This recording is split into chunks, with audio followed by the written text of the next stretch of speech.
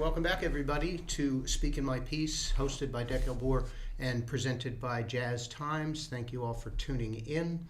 If you're new to the show, Dekel sits down with some of the best musicians on the planet each week, and today is no exception. I want to remind everyone that Dekel has a record out, Let Love Rule, on Ropeadope, and you can find it at dekelbore.bandcamp.com. And I'm going to pass the introduction over to Dekel today because he is beside himself with excitement. Dekel, how are you? I'm good. Happy to be here. This is going to be the episode of a lifetime for many, many, many reasons, but mostly because I get to embarrass Larry on every 3 minutes about how amazing he is and how humble he is at the same time. So to anyone who's new with us, this album is out. It's been shortlisted for a Grammy in a couple of categories, which is amazing, but it's mostly about you guys digging it. That means a lot. We have a tradition in jazz that we reach out to our mentors and to our heroes and some of our peers and ask for advice, which is basically what today is going to be about. The truth is that I've been asking Larry for advice for at least 50 to 20 years now, something like that. And he's always been just beyond generous and he's been a hero for mine for first time we met was 99 and Pat, he was in Israel with Pat, and I went backstage to say hello with my dad. I was like a teenager. I was beyond excited, as Louis said, and it was kind of an epic experience for me because they played, I think, for a couple of nights. I went both nights, and yeah, and then I've been kind of stalking Larry ever since. I would come to almost any show that he would play in New York. Um, I remember the first time that I got the gig with Reggie Workman. I went to one of Larry's gigs and I said, "Hey, Larry, I'm playing with," because I kind of wanted to seem like I'm not just a stalker. I also play guitar, and that kind of led to a relationship. So, uh, without further ado, I'm not even going to introduce you because it's going to kill you with. Um, so, Larry, how are you? How's Rebecca? How are you guys doing? It's been quite a year. Yes, thank you, Dekel. Nice to be here with you and to share this time with you. Yeah, we're doing good. You know, we're enjoying the good elements of this time and trying to focus in on those things and enjoy our time together as a family and be home and Yeah, not traveling, which is, I keep on saying that it's the first time I've been home like this since I was about 16 years old. So it's really in many ways very healthy and nurturing and we have a 14-year-old son, Charlie, who it's for him it's I mean for me and for all of us it's just a great time for all of us to be together and to and, kind of and sit in how are this you environment. spending your time? You're taking walks and you're cooking Yeah, dinners. I mean, I think just like everybody else, I mean, one thing I was just noticing because like I do walk the dog each day, but like um, literally walk the dog, not the base. I've been doing that too, but uh, is noticing this is the first time I've been able to sit in each season and really see the transition from one season to the next because usually it's somehow interrupted by touring. yeah, So that's been stuff like that is I don't, we don't think about it till we get the chance to really have it. yeah, I don't think people realize just how much you guys are playing. I mean, with that trio, it's pretty much it's hardcore touring, old school style. Yeah, I mean, with Brad and Jeff, I mean, we don't tour quite like we did when, like in the '90s when I was playing with Brad. I think back then I was looking at some old date books, that I had, and we would like, go out for a few days, come home for a few days, go back out, like a lot of in and out. And now we tend to, first of all, gigs are booked way in advance now, year and a half. Um, so we know our schedules in the the near future quite well, and then we tend to kind of do maybe three or four tours a year, but bigger tours, and Yeah, so that makes things quite easy in that way. And then, then I'll do other things, but I've been kind of leaning in the last 10 years to not be on the road so much and to be a little bit more careful about what I choose to do when it takes me away from home.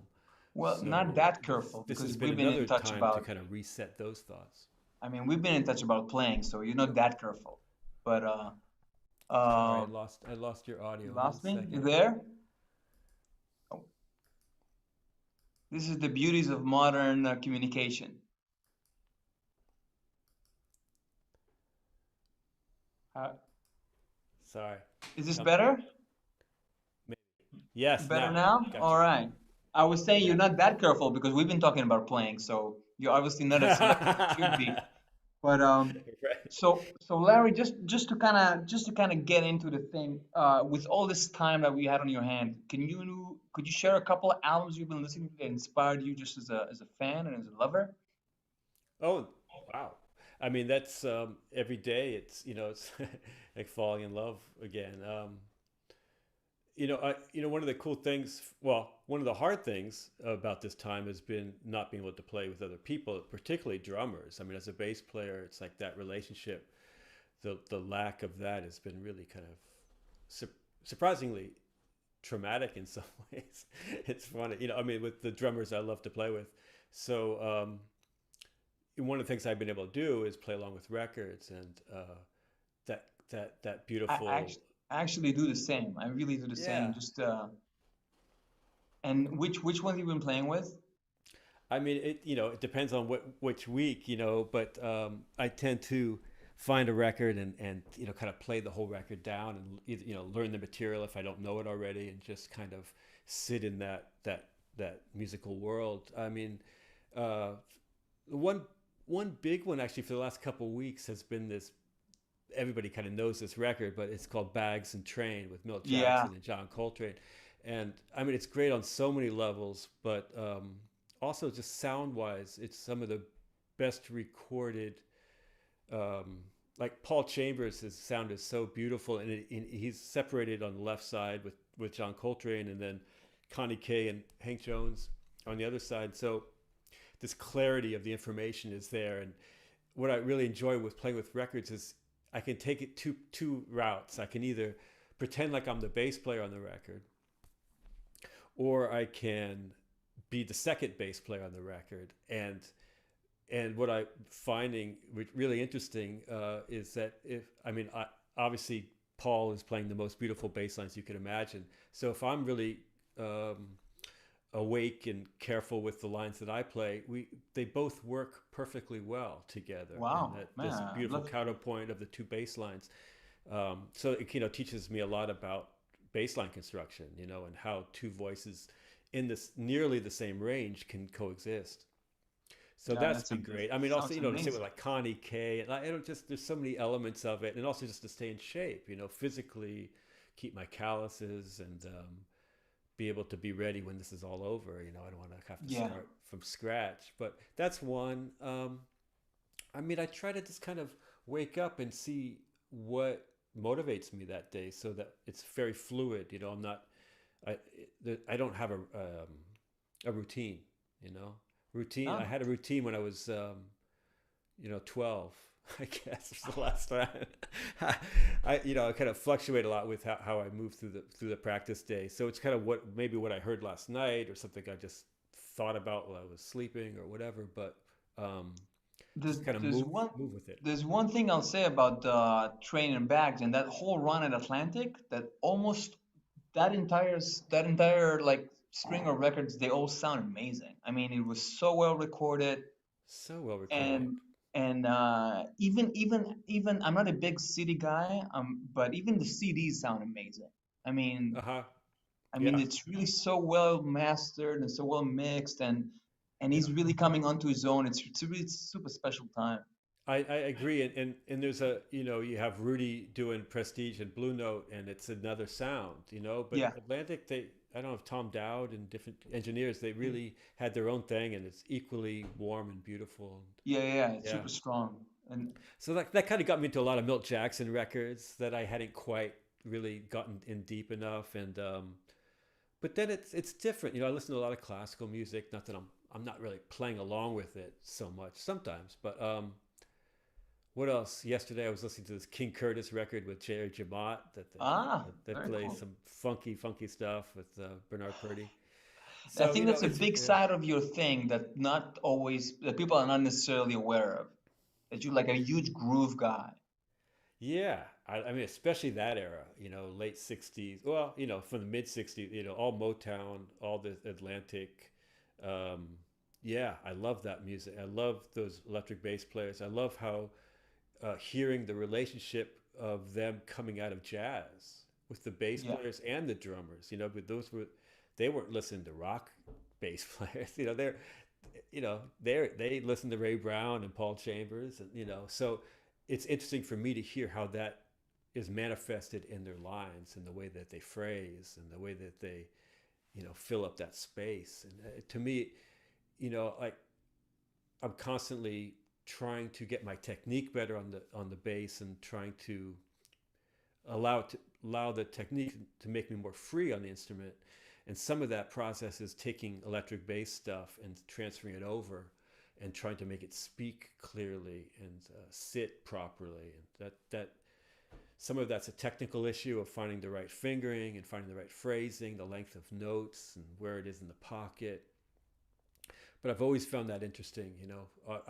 Even though I started on electric bass, I kind of put it aside fairly quickly. But I've always maintained a strong love for many, many great electric bass players. Yeah, I think it's super apparent, like especially in getting to know you over the years, from Jocko to Jared Gemont, and I mean, there's just so many people that I know that you really dig. But if we're talking about the instrument, I want to talk about this. I mean, Okay. first of all, I want to congratulate you. It's been out for a minute, but I keep feeling that it's a matter of like 15 years or 20 years to listen like in the pantheon of. I think I've mentioned this to you before, but I think this is such a masterpiece. It's such a landmark recording on so many levels. Um, and I'm not trying to make you completely uncomfortable, but I remember one time us hanging out at the Vanguard, and you told me you went to see a show by a bass player. I'm not going to name anyone at Joe's Pub. It was a solo bass show, and you said, "Hey man, I think the concert was amazing." And the other guy said, "Yes, it was amazing." And knowing you, I can imagine. I know that the experience is completely different for you. And I want to know about the experience of leading up to this. I mean, I'm imagining there was just so much mental and spiritual preparation on your side because there's this wholeness to this album as a musical statement that is it kind of rings a bell with the Bach cello suites in a way. It has a story to tell that it's of its own and holds on to its own. And I also think that it shows so many different sides of you that we don't get to see every day. Um, Well, I some appreciate of those them are words. some of them are technical, but most of them are in sense of poetics and almost like culture. Hmm. So any light you wanna shed? What was the experience leading up to it? What made you Well, go for a solo bass album and not an all-star band thing? And I mean, there's so many beautiful elements to this. well, the first thing is that I waited 50 years to make a record. Well, let's say I waited about 40 years after I started playing music.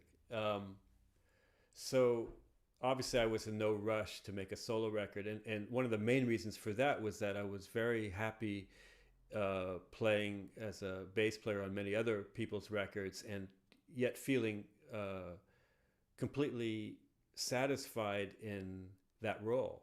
Not feeling like missing out on my chance to be on top. You know, mostly because of the people I've played with have allowed me the space to have a strong voice in the music. Um, so that and also I wasn't really big composer. I would write occasionally, but I didn't have this pile of tunes that was kind of waiting to be recorded. Most of the stuff that I was writing, I was playing with Fly, with Mark Turner and Jeff Ballard.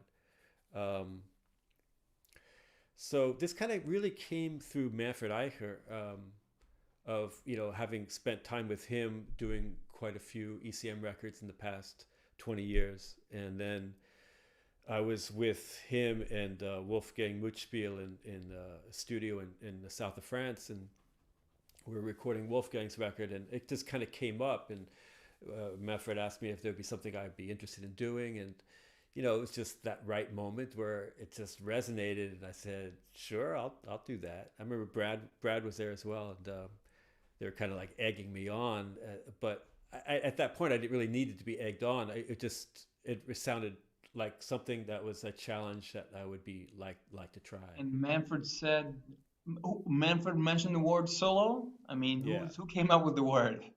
Yeah, to my memory, yeah, I think it came from Manfred. I mean, I've said this before, but there's like no other person I'd really would do a solo bass record for. I mean, I have, a history of listening to the solo bass records that he had produced before. We're talking Miroslav about Barrett Phillips, Dave Holland. Well, yeah, Dave and Miroslav, and Bar Phillips was somebody who I had always heard about, and it was around that time that Manfred had mentioned him as well again, because they had been in touch recently, and so I went and really finally listened to Bar Phillips, who really inspired me in a totally different way than Miroslav and Dave. And I mean, once I started doing some research, there are a lot of solo bass records actually. Not quite like this, but if we're already speaking about Phillips, there's an album on ECM with Blay that it's unbelievable. I'll send you a couple of links. I don't know that. 2 or 3 of them are just out of this world. Yeah, no, he's a completely unique musician, and he's from San Francisco too, which I didn't know until I didn't know this. Recently. Yeah, but he's been living in Europe for decades and decades. So when I said yeah, and then I kind of went off to another gig or something, and then I was like, oh shoot, maybe what does that mean that I'm gonna do a solo? Because I had never thought about it really. I never thought about that would be my choice for expressing myself as a leader. But then it started to make sense once the nerves calmed down. It started like, this is the ultimate, like, to take away everything else and to pare it down and get to the essence of what I am as a musician. It kind of took taking every other instrument out and kind of coming to terms philosophically, with what that meant to me, and also what the bass means to me, what its role is in my life, and what I think its function can be in music and its potential in music. So it really, then I had like a year before I actually recorded it. So there was this kind of conceptual process that went on, and then a composition process, and then. And what was the process like? Because I think I mentioned this to you that I'm working on an acoustic classical Bach thing, and just coming to terms with having this one voice of having to. It's just such a difficult process, and I wonder what was the process for you like? Just sitting with the bass and taking it in a completely different directions than what you usually do with it. Right. Well, I mean, in some ways it might seem like that because it's stuff I hadn't recorded like before, especially a lot of the Arco stuff, which I hadn't really done. But this is all stuff that I've done in my room, forever, practicing this sort of stuff. So it was kind of like bringing all those influences in and trying to find a link, Did you also play in orchestras, in like youth orchestras in San Francisco or something? Or I played in the San Francisco Youth Symphony for I don't know, maybe 2 years. I remember this. I had always taken classical bass lessons when I was in high school and then in college even. And it's also something that I've just kind of continued to practice at home. I never left it. It's always fortified my technique and made me a better jazz bass player, even if I don't pick up the bow on the gig. So the process was finding inspiration from those things, from music, from movies, from nature itself, family, and composing music slowly. And then the next part was actually the technical side of being able to play the music in a way that I thought had enough clarity to be, put out there as a solo project. I didn't want it to sound rough. I didn't want to. I mean, there's different ways you can go about this. Obviously, you can go in and just kind of improvise, which is a really interesting, hard way to actually make a record. Just to kind of don't really come in with anything and just kind of be actively creating for that 45 minutes. I think that would be a really interesting way to make a record too. I don't think I was really ready to do that. So I wanted to kind of a bit do both, like create material that was, some of it was through composed, but most of it had a lot of moments that would be, every time I played it would be different. And once I started doing it live after the record came out, that's really another chance to see that it's kind of a combination of both, like most jazz is, but a couple of the pieces were through composed, but I wanted the hopefully the magic that can come in the studio when everything feels good to be part of the making of the record as well. Well, man, I think it's just an incredible musical statement, really. And I've been telling you this for a while, I think, and it's just an amazing album on so many levels, and there's just so much beauty on it, and there's so much of who you are as a person, so much generosity and almost gratitude of like your love for the bass is just so apparent, and your love for music. There's something very poetic about it to me as a listener. Well, I appreciate that. I mean, to me, it kind of has to, like, just to have a solo bass record of playing like standards or something, like that really wasn't what I wanted to do. I wanted to find a way to bring in somebody who's not a bass player and they might enjoy it as well, or somebody who's not even a musician could hear it and find some beauty in it as well. That was really my goal. I didn't want to just make a bass player's record, even though it's solo bass. Yeah, It's pretty crazy. Totally there.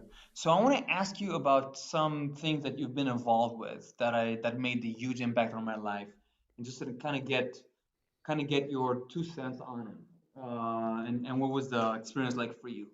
So the first I would bring would be the Johannesson State of the Tenor. Wow. You play with Joe, and from what I gather, you were also on the first tour that Joe and Foster ever played together. I mean, like as a thing, and they went on to have the most incredibly well documented relationship. I mean, I'm not sure about that. I'm not sure if Al had gone on the road with Joe before we did this tour. Maybe. Well, the interesting thing about that record, as it's one of the classic records for me and for a lot of my friends.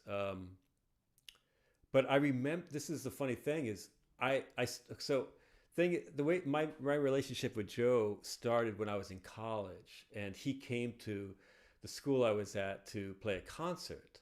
But from what I remember, once you telling me that you studied like philosophy or humanities or. No, I was an English literature major. Yeah. But I was also actively playing music, and the drum teacher who was going to do the gig with Joe asked me to play. So we played a trio set outside, and like a week later, Joe called me to start doing some gigs with him in San Francisco. He was doing this kind of regular, I can't remember if it was once a month or every couple weeks or something. We would play at this club called Pearls, which was in Chinatown. And you were what, like 20, 19 at the time? I was 19, I guess. 19, 20, yeah. And it has to be an epic situation. I mean, it's like Johannesson. That has to be an epic. It's funny. When you're that young, you don't really... I did not think... it's... I say this I should have been more scared than I was. I don't think I fully, got the impact. I mean, I had been around a few really great musicians by that time already. People coming through town that I get to play with, and definitely some of the great musicians living in San Francisco at that time.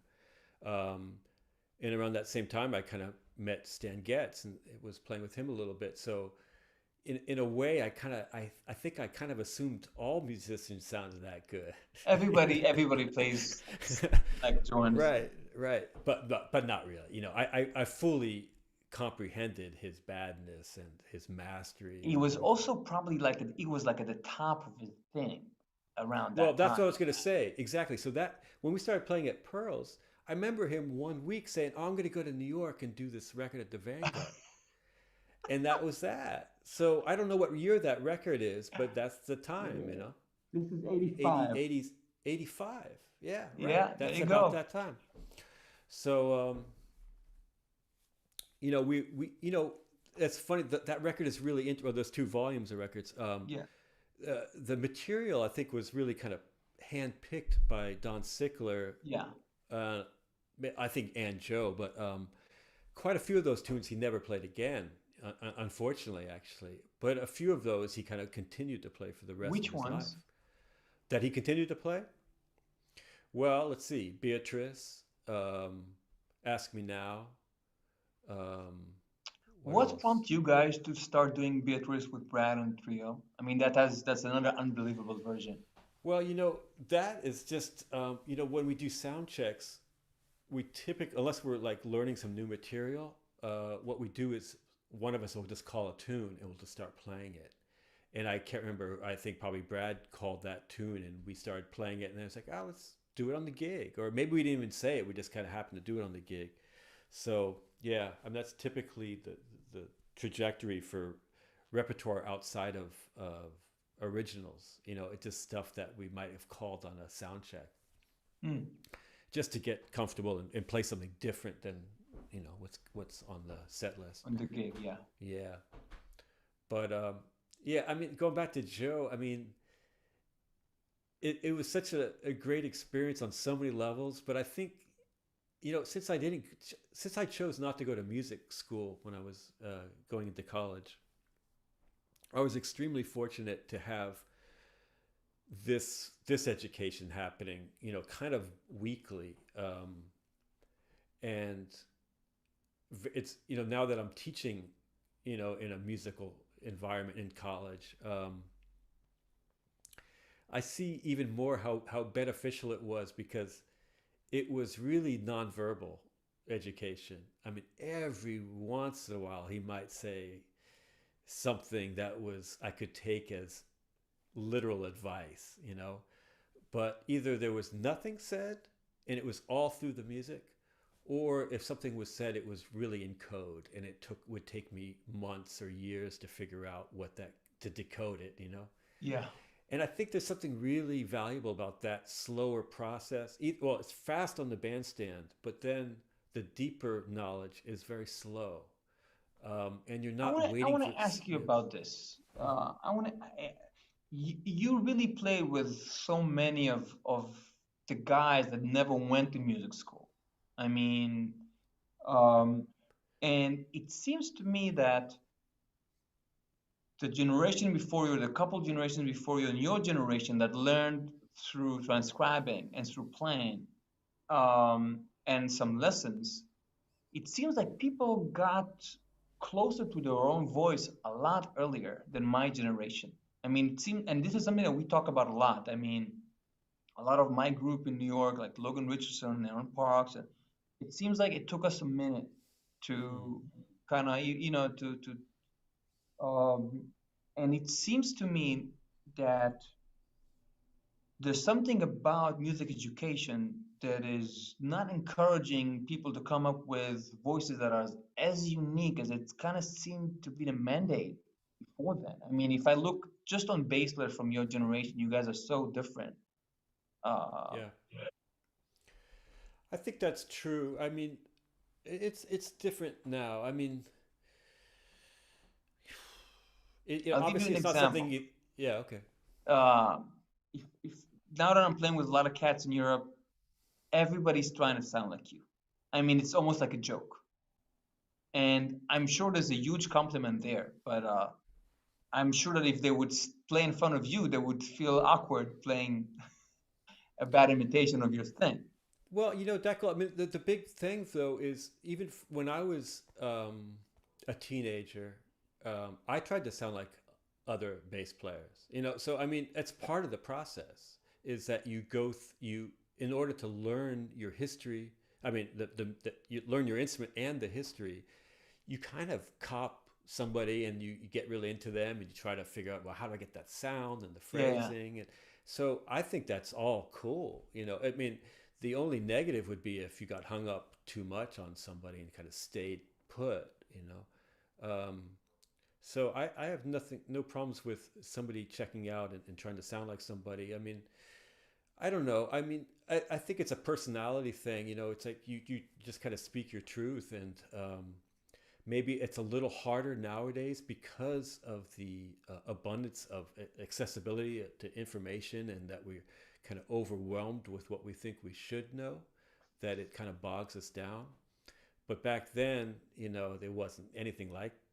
Back then, meaning when I was growing up, it was nothing like that. So, it's the influences and the yeah, the influences were coming in slower in a way. We could kind of take more time to process them and yeah. then move through them. I remember when Um, you guys came up with the Art of the Trio Volume 1, and that's the first one we could get in Tel Aviv.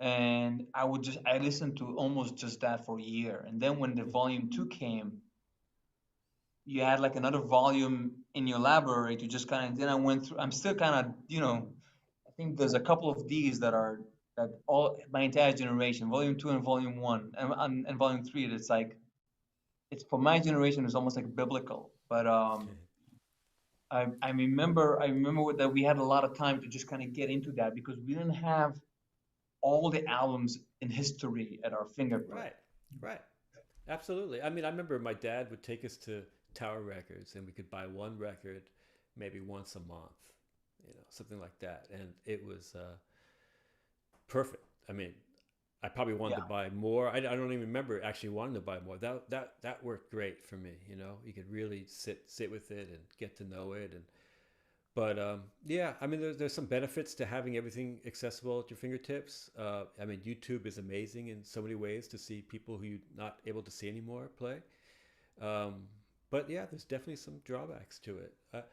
I just this is the really interesting thing about teaching for me, is that I really enjoy it. I really like formulating ways to improve a particular student's abilities, but I'm always super conscious of not getting in the way of their personality, their musical personality, letting it come through. Like I I have a hard time talking about improvisation because of that. It's like nobody ever talked to me about soloing ever, ever, not one word. And I think it's like that's part of it. Is that you just figure it out and let your own voice come out that way. It's not like you play this mode on this chord and blah blah yeah, blah. yeah. That to me silences a bit of everybody's personality. So I think part of it is the way jazz has been taught has kind of softened or just lessened the power of the individual a bit. I completely agree, and I also think that there's this tendency that was always there to kind of. There's always a guy for each generation. I'm sure it was the same with Bird and with Coltrane, and it's kind of like for my generation, it was with Brad and you and Kurt. And I always feel that it's a little bit of a caricature that when you go to see other guys play, and it seems like there's a little too much of it. I mean, especially with people that have such a well, yeah, I'm not going to say anymore. But I you mean, know, I know what you mean, and that's why I myself personally continue to go backwards. I mean, I also am trying to stay awake in contemporary times and be aware of new players, and um, but I tend to go back and back because to my ears, that's what can be missing in contemporary music is this rhythmic connection that comes from the dance element of what jazz was, and I Yeah, don't and know. also and also the African social climate. I mean, just and I don't mean necessarily politically. I mean, I can imagine going to see Lee Morgan, just the vibe in the air would, I can imagine that it will feel a certain way. Or going to see West Montgomery, and I mean that's such a big cultural thing, or Cannibal. Sure. I mean, especially, if you take on the political climate of that time, for Yeah. sure, for sure. And now we got our own political climate, it's different, Wow. but it's also, very powerful.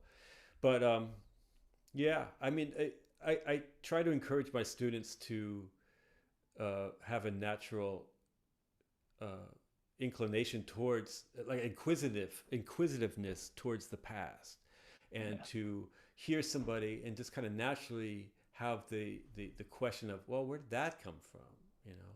This, I think, is really healthy for eventually developing your own voice. Completely. So I'm going back to original voices. I want to talk about Brad. I picked this one because the other ones would be a little bit of a cliche for me to put in front of you, and I'm also already putting way too much of yourself in front of yourself. So that trio has been, I mean, it's like the Beatles in jazz right now. And it's been like that for a while. I mean, it's really kind of unbelievable the impact that that band has. And I mean, I wonder what it's like from your seats. Like, what is it like to have this kind of trust and this kind of relationship for so long? I mean, how does that affect getting on the bandstand?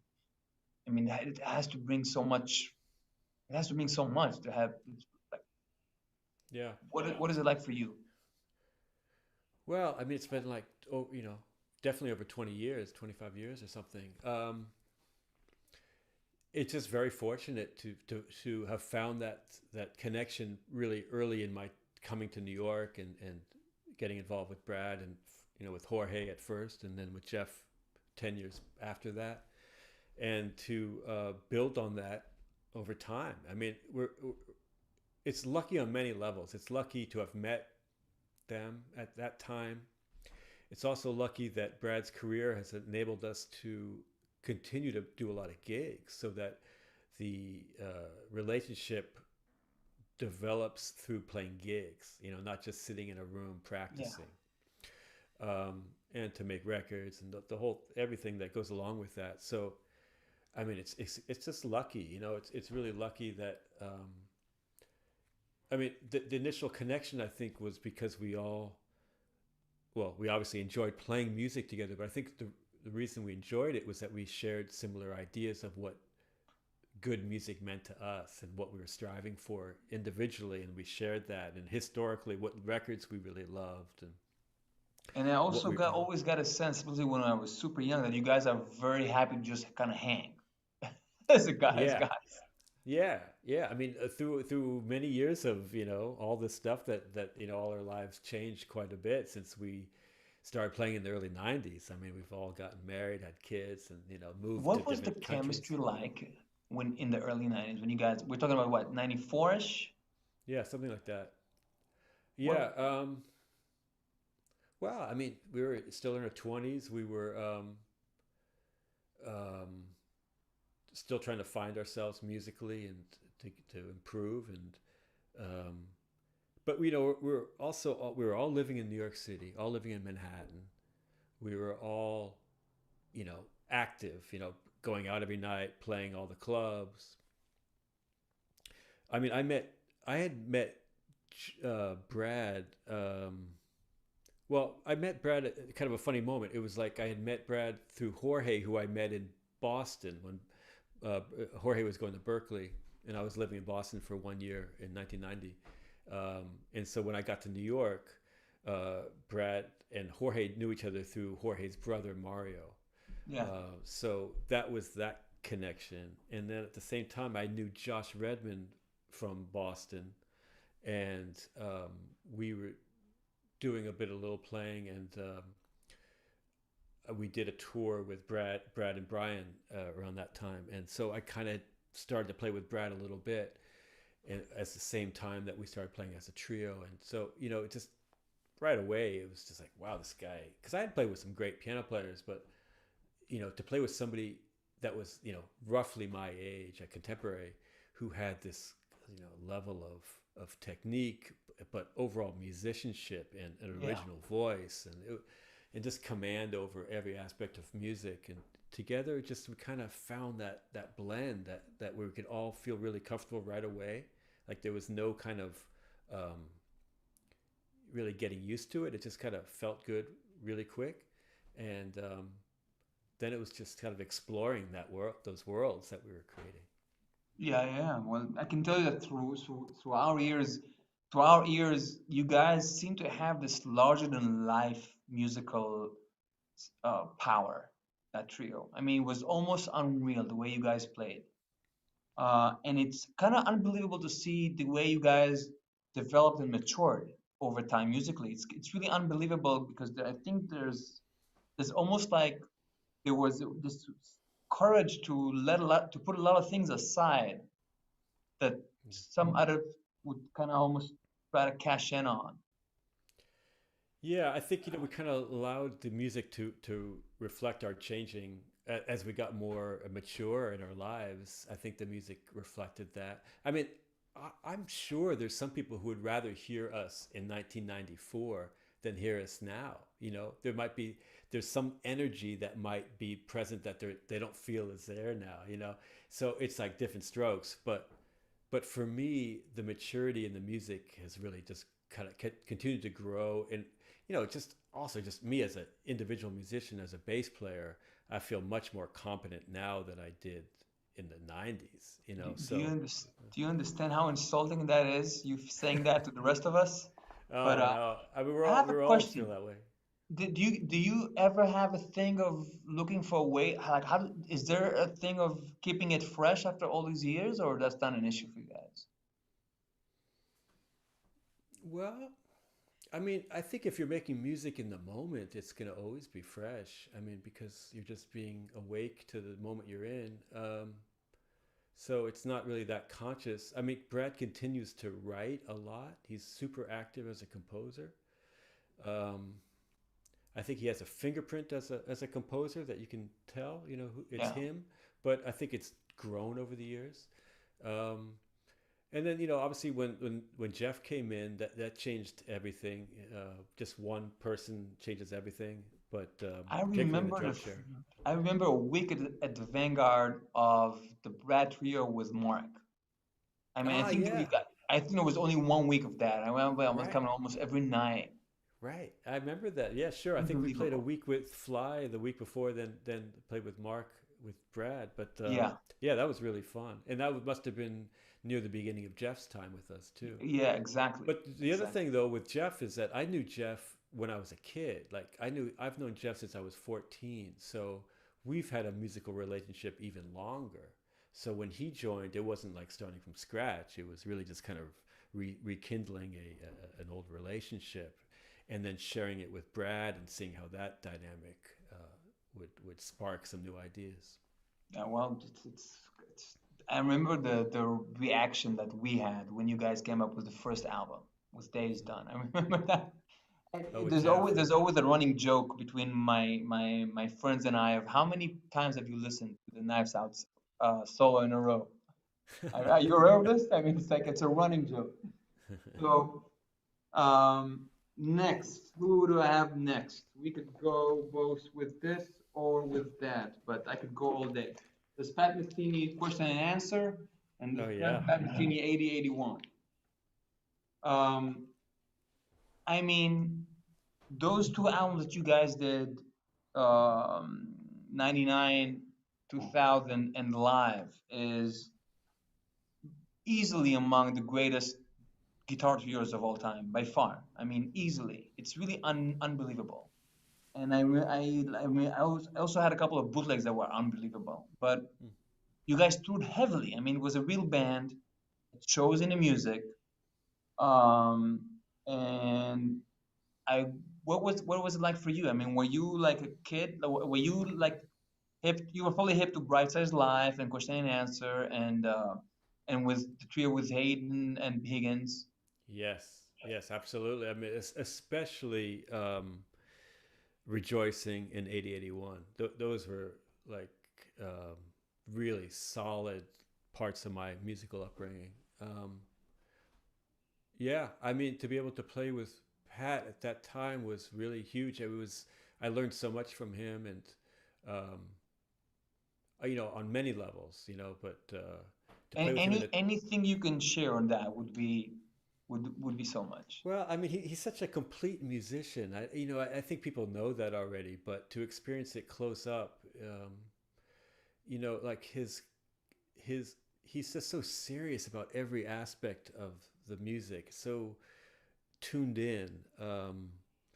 You can't help but kind of share some of that when you play with him and take it on as well. And just from every aspect of the set list to just the way tours were set up, where you'd be really playing constantly, or you wouldn't have many nights off. Let's say that. It's like if you could play, you would play, and there's something about that it's that doesn't happen so much. Even back then, that was kind of wow. That was not so typical in jazz circles, to have those type of tours and the stuff that builds up as a band because of that. But just also his compositions, of course, and there was just a lot of room, a lot of openness. It was kind of similar in a way to Brad's thing in that there wasn't much discussed. It wasn't like telling us what to do, what to That's play, or how to that's play. interesting. It's not always the Um, case well, it's different, I think, with a trio. Or would it be with the group, with the or group. with a Yeah. bigger, But he larger also, band? I remember that he also once told me that you were a catalyst for him in that trio, that like of starting the trio. I think you guys played with Brian for a minute. We did. We played a nice tour in the States with Brian, and we did a couple gigs even before that with Billy Drummond in Japan. That was the Oh, first time I had played with Pat was in Japan, actually. So yeah, and then Bill I had a connection with already. I had played with him a lot around New York, um, and there was some strength to that trio. Like yeah. also with Bill, it's like there was some like a power. It was kind of a power trio, It was, it was, it really Yeah, was. and we could explore the full dynamics of music. Especially with the way Pat played too. Of it could be quite loud or it could be really soft. So we kind of, to me, that's the ultimate. I don't really have that so much these days of the louder side of music. I Yeah, I mean, can I guess I had imagine. it a bit with Hudson. With John Scofield and Jack DeJohnette and John Medeski. We would play But sometimes quite loud. but you were you touring with them a lot? I think there were I would see some other guys playing with them as well. Yeah, so I You were toured too with busy. so yeah, I toured with them in the States, and then unfortunately I was with Brad when they toured in Europe. So, but yeah, I mean it's something different about playing loud too. I mean as a jazz bass, as acoustic bass player, that is a whole other thing. But with Pat, it was really broad dynamically, which I really enjoyed. It's yeah, it's also the choice of tunes and the tempos and the different guitars. It's really it was an unbe it was still is an unbe like every time and every now and then you guys would do like a string or something. Yeah, He's really in a league of his own. Every time that I'm absolutely. watching, if I'm watching TV, sometimes I'm thinking that Pat is practicing right now and I should get to work. But Nice. but um so what else do I have? I want to talk about. I want to put any Coltrane album would work, but I wanted to take one of the later ones because I know they all had a huge impact on your musical personality. I mean, there's a relationship in the bass there. Well, yeah, I think for you ask any jazz musician, that yeah, hopefully they would have the same effect. Yeah, I mean, just wow, we could have a whole hour about this, but I mean, it was definitely one of the first jazz groups I heard on record, and there was some connection with me and Jimmy Garrison right away, even right when I was beginning to play the acoustic bass coming from electric Did bass. you did you already have that huge sound like starting up? Like it was already a thing of having this. For me, Yeah. no, No, definitely not. I mean, my sound, it's developed over the time. And to tell you the truth, I didn't really work on my sound till I got to New York. There's a lot of things. It is true. New York just kicks your butt, and there's a lot. Even though I had done a lot of really big gigs before I'd moved to New York, there was so much I got together. I think once I got to New York, just being in the environment and the energy, and seeing people, seeing the masters play up close, but also seeing my contemporaries, and being inspired by them, which I think is kind of not discussed enough about how we've been influenced by our contemporaries as well as the masters. So sound was one of those things. I think I didn't really seriously go deep into the research of it until I got to New York. But I could still appreciate great sounds back when I was 12, 13. I remember listening to Song of Praise, and hearing Jimmy's intro and Yeah. Being really moved, and hearing Charlie Hayden play Song for Che with the First Liberation Band. And I just, almost pulled that today. I almost pulled that thing today. yeah, those are some of the first records I heard. I remember it must have been when I was like in 7th or 8th grade, actually. So, it's funny when you think back that young. I didn't know anything about jazz. I didn't know anything about upright bass, but I would listen to them and really dig them. And they're kind of not necessarily avant-garde. I mean, even though they might be called that, but they're not easy listening either. But I think that's the thing. It's like each of our personalities, we're just drawn to certain things right away. It is avant-garde, but there's something so poetic about Train and about Hayden that it's just so strong. I really think that the Gleaners has that in spades. I mean, it's just you feel like someone is speaking to you, and I always felt. No, go ahead. Yeah, I really wanted to somehow comment on that influence by playing a tune of Trains, and I picked this song from the from the Meditation Suite because I find that whole record so poetic, and it's so open to doing it your own way, but you can't help but be influenced by the melody, which is so. I mean, that's the beautiful thing about all these guys, whether it's Charlie or Jimmy Garrison or Train or Lester Young or whoever. It's sound and it's emotion, and it's that's such purity of it that a 12-year-old could still see it. It like kind of hits you over the head if you're ready, if you're open to it. Yeah, completely. So there's a couple of others that I want to mention, but before we close, there's this album with Robert. It's unbelievable for anyone who didn't check it. Yeah. You and Tony are poets on it. He's a great guy, great musician. And This Paul. is something that you're not, but I wanted to speak out. We won't have time, but it's Schofield, the new trio. It's an amazing album. It's out on ECM. I want to talk about Sam Jones. I could pick any Sam Jones. I almost took some Cannibal out, but I always feel that there's a huge Sam Jones thing to you. Huge. I mean, I think about him almost every day, and I also, he was another one of the, somehow, even though I didn't really get the influence as a kid, but one of the first records I bought was a Sam Jones record. So I don't know, somehow I connected with him even without going deep enough to even try to sound like him as a kid. But I don't think you sound like him, but I think there's this sense of groove till you die sort of thing. And there's also like sometimes that guy would play like CDA or something like that, and you would just walk your solo like in the most, you would take in the most incredible ways. And there's just something there. I mean, more ethically that aligned for me. I mean, I love him so much, and this group of bass players, I kind of really been going back and really listening to them a lot lately, of like Sam and George Duvivier and Israel Crosby, and they have such amazing technique, and technique has been so narrowed definitionally by thinking about velocity, but I mean technique and clarity and really being able to get around the instrument in a beautiful way. And luckily on YouTube you can see Yeah. Sam and Israel and George Vivier, and it's just so beautiful for me to watch and so inspirational, and keeps me motivated to continue that path. Amazing bass players. I'm kind of always talking about those three in particular with students, because I don't want anybody to kind of get through college without having spent some time thinking about them. Absolutely, absolutely.